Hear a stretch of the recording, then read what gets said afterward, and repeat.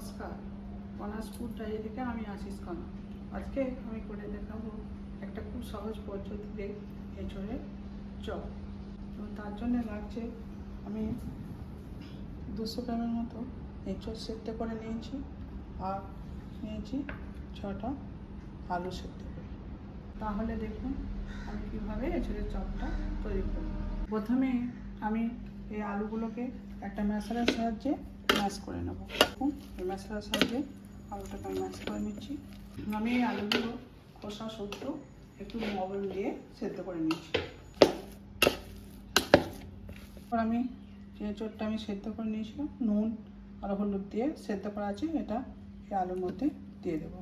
এটাও আমি ভালো একইভাবে মেখে নেব। আস্তে আস্তে আলুটাকে ভালো করে মেখে নিতে হবে।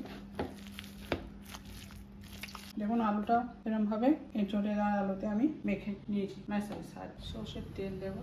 এরপর আমি এর মধ্যে কিছুটা কুচানো পেঁয়াজ দিয়ে দেবো।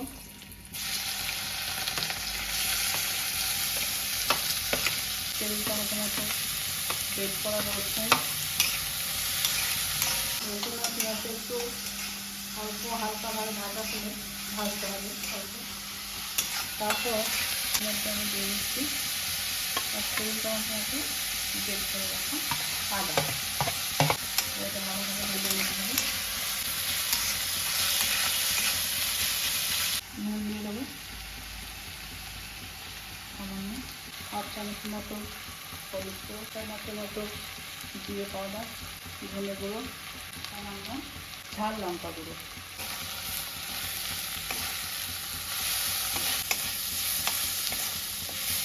পর আমি এর মধ্যে 3টে কাঁচা লঙ্কা কুচানো আছে, এটা দিয়ে দেবো। এটা ধনে পাতা দিয়ে আর কিছু সেরকম মশলা লাগবে না। এবার এই আলুটা এর মধ্যে আমি দেবো। এবার এই আলুটাকে ভালো করে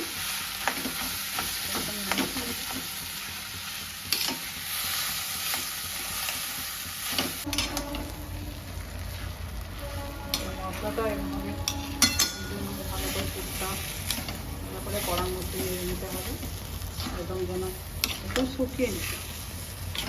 এঁচোড় আর আলু সেদ্ধ তো শুকনো করে নেওয়া যাবে তত জিনিসটা খেতে ভালো হবে। এই চপটা একবার করে দেখবেন, আশা করি ভালোই লাগবে। অল্প করে ছিনিয়ে দেবো স্বাদের ব্যালেন্স নেওয়ার জন্য। আর দেবো 1 চামচ মতো গরম মশলা, ভাজা মশলা, বাড়িতে তৈরি ভাজা মশলা। এতে জিরে, ধনে, শুকনো লঙ্কা দিয়ে এটা তৈরি করা। ব্যাস এঁচোড়ের চপ খুব কমপ্লিট। এবার হয়ে গেছে দেখুন আমার এঁচোড়ের পুরটা। এবার আমি পুরটা ঠান্ডা করার জন্যে আমি একটা পাত্রে ঢেলে নিচ্ছি। ঠান্ডা হোক পুরটা, ঠান্ডা হোক, ঠান্ডা হলে আবার আমি ফিরে আসছি। এঁচোড়ের চপের পুরটা এরকম হয়েছে, চপের আকারে ছোটো ছোটো করে গোল গোল করে কিংবা বল বল করে যেভাবে যে যেমন চাইবে সেরকমভাবে এটা গড়ে নিতে হবে। আমি এরকমভাবে চ্যাপটা চ্যাপটা করে নিচ্ছি। এরকমভাবে করে নিচ্ছি।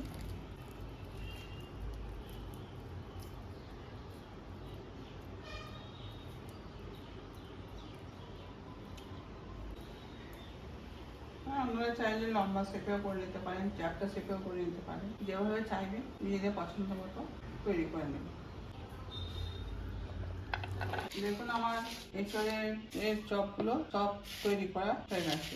এরপর আমি একটা জায়গায় কিছুটা বেসন নিয়েছি, দিয়ে দেবো 1 চামচের মতো কর্নফ্লাওয়ার, লবণ দেবো,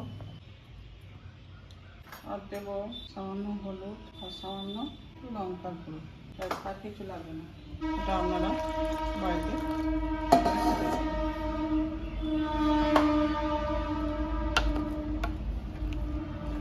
বেসনটাকে আস্তে আস্তে এটাকে ব্যাটার তৈরি করে নেব। এবার দেখুন আমি এই বেসনের ব্যাটারটা এরমভাবে, এই যে এরমভাবে ফেটিয়ে নিয়েছি, ঠিক এরমভাবে এই যে এই জিনিসটা এরমভাবে থাকবে।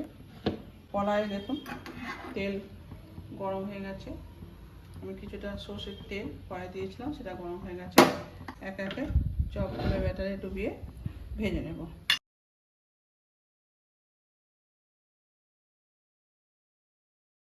একে একে বেসনে ডুবিয়ে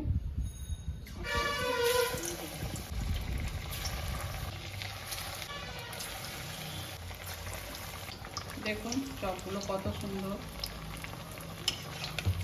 সুন্দর ফুলে উঠেছে।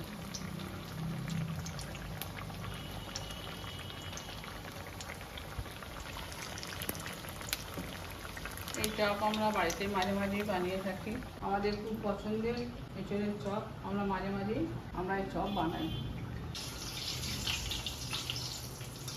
দেখুন আমার চপগুলো ভাজা হয়ে গেছে, আমার চপ ভাজা হয়ে গেছে, এবার আমি আস্তে আস্তে তুলে নিচ্ছি।